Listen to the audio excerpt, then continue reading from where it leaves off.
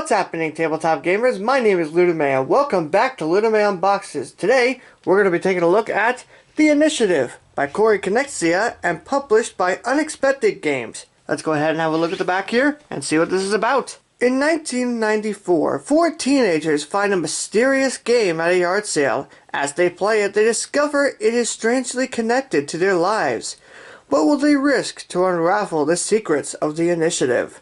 Read the comic. Before each game, read a page of the comic to set the stage. Play the game. Use teamwork and wit to complete a series of increasingly challenging missions. Unlock the secrets. After each game, discover secrets and crack codes to uncover the true purpose of the initiative. So this is actually supposed to be a story-driven game, and with stories, there are going to be spoilers if I were to show everything. So for the sake of avoiding spoiling you all, there is going to be some of this game that I will not be able to show. However, I will make sure to show you everything that I can show that you need to know in order to make sure if this is a game that you would be interested in or not. So with all that said, let's see what the initiative has to offer us without spoiling.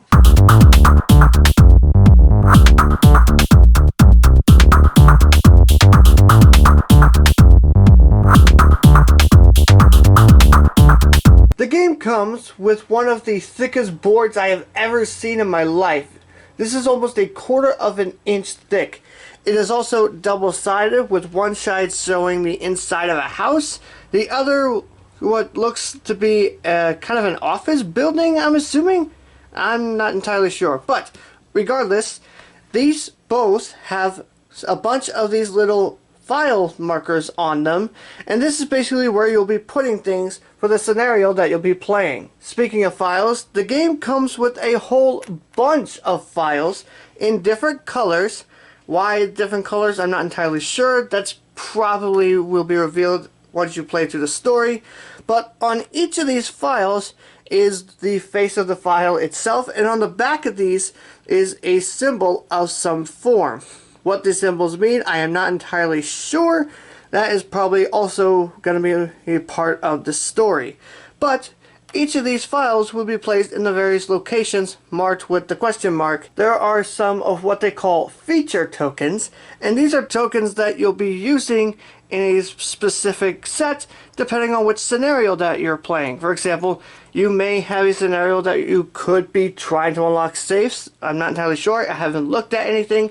You could also have these little wall tokens that can either close off a section of the room, or it could open up a section of the room for you to go through. And I gotta say, these are very nice. These tiles, they're fairly thick. They can bend a little bit, but you shouldn't have to worry too much about bending them. There's also a set of locks that come with them, and they are double-sided, one showing the lock, the other showing an open lock, and then of course there is an open door. There are 8 standees that come with the game, and they're of two types. There's the ones with the white background and then the colored background. The white backgrounds are going to be the ones that will be controlled by the players.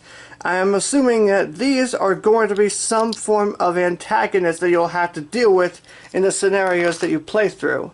I also gotta say that the standees slide into their holders very nicely, and they stayed in there really well. So you don't need to worry about them just simply falling out of their standees when you go to pick them up. There are 4 action cards that come with the game, and these are, I'm assuming, are going to be what you will be using to play through it.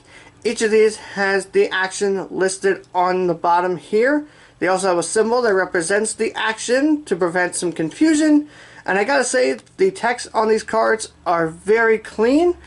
They are very easy to read, so you shouldn't have any issues there. They're also double-sided, but it says the exact same thing on both sides, so I'm not sure why that is the case, but it does make them look a lot more professional. There are 4 character cards that come with the game. Each of these has a character that is being matched by the standee that they'll be playing through if you were to play as that character. And each of them also has a special ability that can help you throughout the game.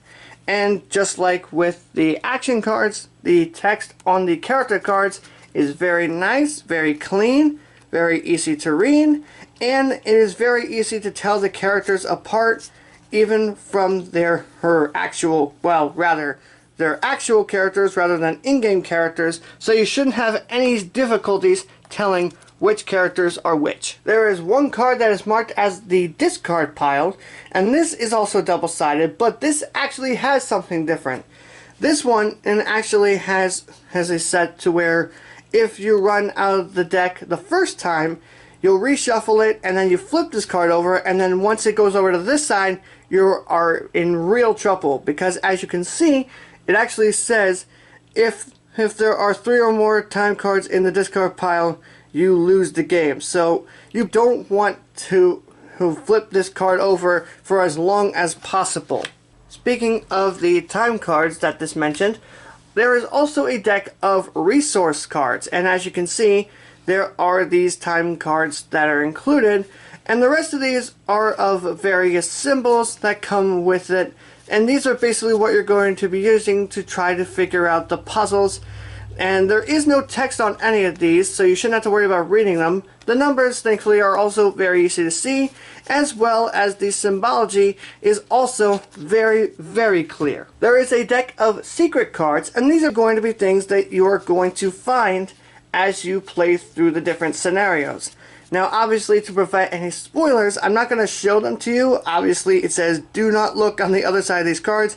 Even if I were to, it says, this is the bottom of the secret card deck. Flip this deck over and do not look at these cards until instructed. So, to prevent any spoilers from happening, I'm not going to be able to show you these. There's also a deck of missions that come with the game. And similar to the other ones, I'm not going to be able to show you a whole lot. What I can show you, however, is that each of these will have a certain amount of files that you're going to need to put on the board to start the game. It's also going to have a door where you're going to need to place it, and it's also going to have a couple of these little markers up here, which are the feature markers, and it will show you how many of each type you need, and it will also show you where to put them. What you do with these mission cards is that you actually take one of them and place them in this. This is what they call the mission console. And what you do is you will take one of these, you will slide it inside the console over here, and on the front of all of these it will have a question that you, the group, will need to answer, and then a bunch of symbols representing the answer. And in order to win the game, you need to figure out what this phrase is, at least in the case of this one. Now I need to point out that his little flaps here that will show you the various symbols, these actually do not come attached to the console. You will have to attach them yourself once you open the game up, but I can say with confidence they go on very nicely. They snap in real well. They don't flop everywhere if you were to move it. So you don't have to worry about accidentally opening up the hatches and accidentally ruining the mystery. There is also a guidebook that comes with the game, and these are basically what you're going to be using to introduce yourselves to all the various scenarios that you'll be playing through. Obviously, to prevent any spoilers, I quickly just flipped through it so that way you don't have to see anything. I just wanted to point out that that is how you're going to be introduced to everything. And then lastly, there is a key rule sheet. Usually these games do come with a big rule book, but in this one there's a big storybook, and each of these scenarios are going to have their own specific rules. This little rule sheet here is going to give you the overall setup of how you're generally going to set up the scenarios that you'll be playing through. So that is everything you will get without spoiling anything if you obtain the initiative. I hope you all enjoyed this video. If you did, give it a big thumbs up. If you want to learn how to play the initiative, or if you want to learn my thoughts on it, make sure you subscribe to the channel for more tutorials, reviews, and unboxings.